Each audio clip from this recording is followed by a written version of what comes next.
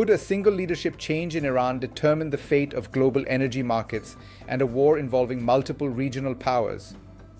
Within hours of Iran appointing a new supreme leader after the death of Ali Khamenei, oil prices surged nearly 30%. Missiles crossed international borders, and financial markets swung violently. This video examines how the leadership transition to Mojtaba Khamenei intersects with the escalating conflict involving Israel and the United States, and why the next phase of this confrontation may reshape regional power dynamics and the stability of the global energy system.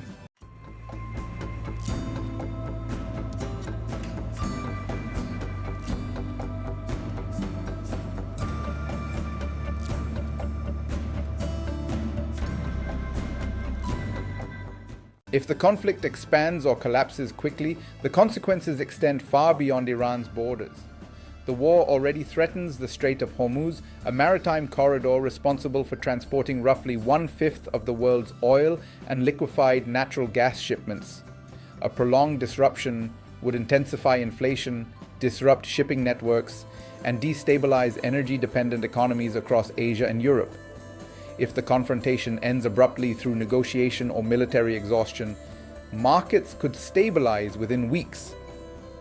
Understanding the origins of this crisis requires examining decades of geopolitical rivalry, regional security competition, and the complex internal power structure of the Iranian state. Iran's political system is built around the office of the supreme leader, the position that ultimately controls the military, judiciary, and strategic direction of the republic. After the death of Ali Khamenei during the opening stage of the current conflict, the leadership transition elevated his son Mojtaba Khamenei, a cleric long associated with the Islamic Revolutionary Guard Corps and its economic networks. The Revolutionary Guard has become one of the most powerful institutions inside Iran since the 1980s, controlling major sectors of construction, telecommunications, and energy infrastructure. Mojtaba's influence within that structure helped secure the rapid consolidation of political authority after the initial shock of the war. Political institutions inside Iran quickly reinforced the message of massive public coming out and military continuing its military operation. Military councils and government bodies issued statements indicating that the armed forces would remain loyal to the new leadership and continue operations despite external pressure. The Revolutionary Guard retains tens of thousands of trained personnel alongside missile forces capable of striking targets across the region. Interviews conducted by journalists with Iranian citizens suggested a divided domestic mood. Some supporters viewed the succession as a symbol of continuity and resistance, while critics privately expressed concern that the transition would eliminate any possibility of political reform during wartime conditions. Outside Iran, the conflict has drawn in several major actors whose objectives only partially overlap. Israel has declared that the military campaign aims to dismantle Iran's clerical political system, while officials in Washington have emphasized the destruction of Iran's missile infrastructure and nuclear program. United States leadership has also signaled that the conflict could end if Iran's government becomes politically compliant with international demands. These different strategic goals create uncertainty about the duration and scope of the war, especially as military operations expand beyond Iran's borders. Evidence of that expansion emerged when NATO air defense systems in Turkey reportedly intercepted a ballistic missile launched from Iranian territory after it entered Turkish airspace. This marked the second known incident involving Turkish territory during the conflict. Ankara, which commands NATO's second-largest military force, warned Tehran against further violations, but stopped short of requesting formal alliance intervention. Meanwhile, Israeli forces continued operations in central Iran and extended strikes into Beirut after Hezbollah launched cross-border attacks from Lebanon. The humanitarian impact has grown steadily as the fighting spreads. Iran's ambassador to the United Nations reported that at least 1,332 Iranian civilians have been killed and thousands wounded since the start of the conflict.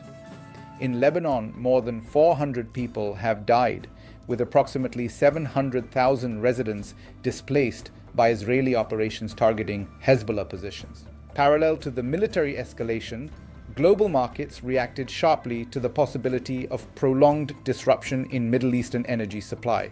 Brent crude futures climbed approximately 7% by the close of trading and briefly surged as much as 29% during intraday activity. The spike occurred after shipping traffic through the Strait of Hormuz effectively halted for more than a week, preventing oil tankers from leaving Gulf export terminals. As storage facilities filled, several major producers, including Saudi Arabia and other members of the Organization of the Petroleum Exporting Countries, began reducing production to manage the supply bottleneck. Yet the volatility reversed after statements from Washington suggested that military objectives might soon be achieved. Financial markets that had fallen sharply during the initial surge in oil prices began recovering when traders interpreted the comments as a signal that the conflict could end sooner than expected. Simultaneously, reports emerged that the United States government was considering easing certain restrictions on Russian oil exports to offset potential shortages. That possibility introduced a complex diplomatic dimension because such a step could conflict with existing sanctions imposed on Moscow following its invasion of Ukraine. Energy policy discussions expanded further as officials evaluated additional measures to stabilize markets.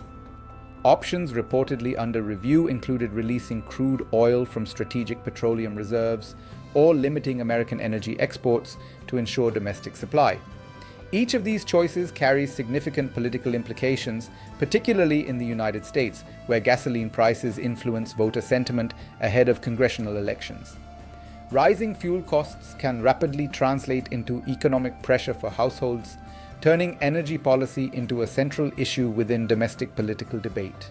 The conflict also triggered direct strikes on Iran's internal energy infrastructure.